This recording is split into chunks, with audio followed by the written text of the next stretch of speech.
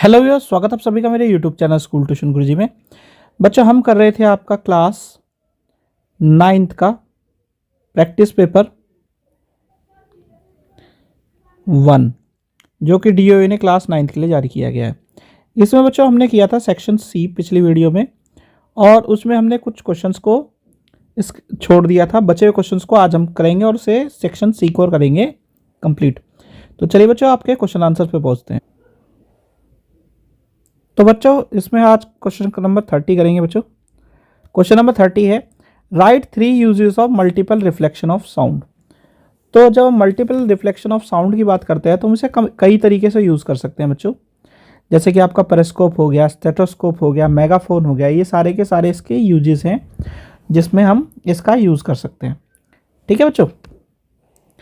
फिर आपका और का पहला पार्ट ए, इसमें क्या दिया है, a boy clapped his hand near a cliff and hear the echo after 6 second. What is the distance of the cliff from the boy, the speed of the sound v is taken as 346 metre per second. यानी एक बच्चे ने एक ताली बजाई और वो जो साउंड थी उसे इको करके 6 सेकेंड बाद सुनाई दी। अगर जो साउंड की स्पीड के हिसाब से हमें कैलकुलेट करना है तो हमें बताना है कि बच्चे और जो क्लिफ है उसके बीच में डिस्टेंस क्या है। वी हमें यहाँ पे 346 मीटर पर सेकेंड लेने हैं।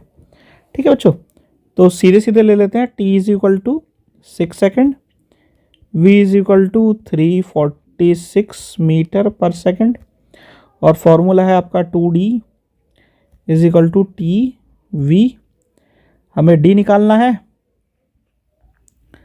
D is equal to t v upon 2 is equal to 6 into 364 upon 2, ये आ गया 1038 मीटर। ठीक है, ये डिस्टेंस आ गई।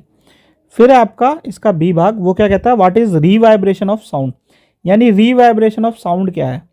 तो रीवाइब्रेशन ऑफ साउंड बेसिकली सिंपल सा मतलब है बच्चों कि जब आपकी साउंड आपका जो है साउंड का सोर्स से साउंड निकलना बंद हो जाए और वो साउंड गूंजना शुरू हो जाए, एक बार वापस से जो है आए आपके पास, यानी persistence of a sound after its source had stopped is called रीवाइब्रेशन।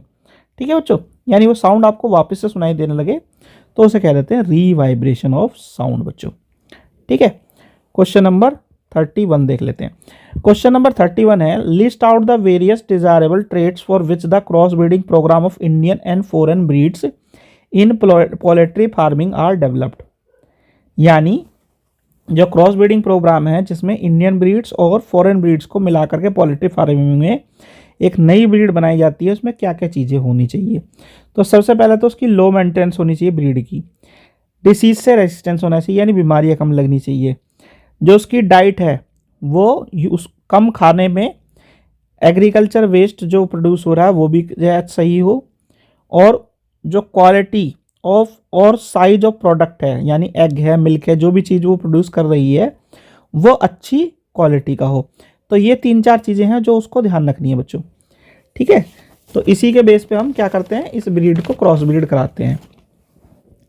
चलिए क्वेश्चन नंबर 32 देख लेते हैं। क्वेश्चन नंबर 32 है, right the chemical formula of the following compound. इनके कंपाउंड का केमिकल फॉर्मूला लिखना है आपको।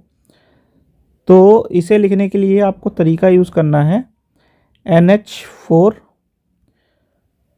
प्लस और ये है SO4 -2। इसे ऐसे कीजिए, ये H और -2, ये आ गया NH4 SO4। इस तरीके से आपको बनाने हैं। दूसरे वाला आपका सोडियम नाइट्रेट, सोडियम नाइट्रेट 1, ये आ गया NaNO3।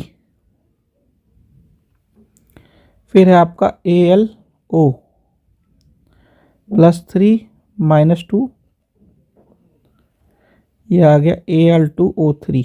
अच्छा, ये सोच रहे होंगे तो ये क्या है, इसकी वैलेंसी के हिसाब से प्लस और माइनस चार्जेज हैं इस पर। ठीक है, फिर है क्वेश्चन नंबर 33। क्वेश्चन नंबर 33 क्या कहता है, observe the melting and boiling point of a substance A B C given in the following table. यानी इनको आपको ऑब्जर्व करना है, मेल्टिंग पॉइंट और बॉइलिंग पॉइंट को। अब इसके आंसर देना। पहला क्वेश्चन है इसमें, state the physical state of substances A B C at room temperature 30 degree Celsius. ठीक है, फिजिकल स्टेट आपको किस पे ऑब्जर्व करना है, ए बी सी पे 30 डिग्री सेल्सियस पे।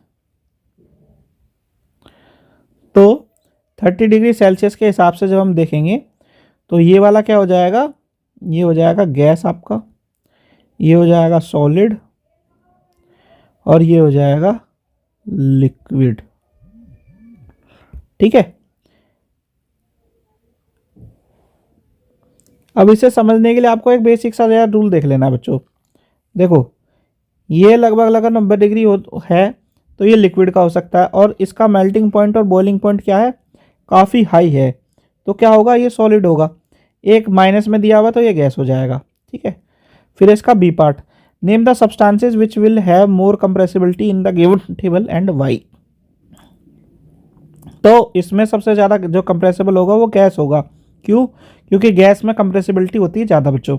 ठीक है, तो बच्चों ये वाला पार्ट हो गया आपकी वीडियो कंप्लीट। नेक्स्ट वीडियो में करेंगे हम सेक्शन डी आपका। आशा करता हूँ आपको वीडियो अच्छी लगी होगी। Thank you.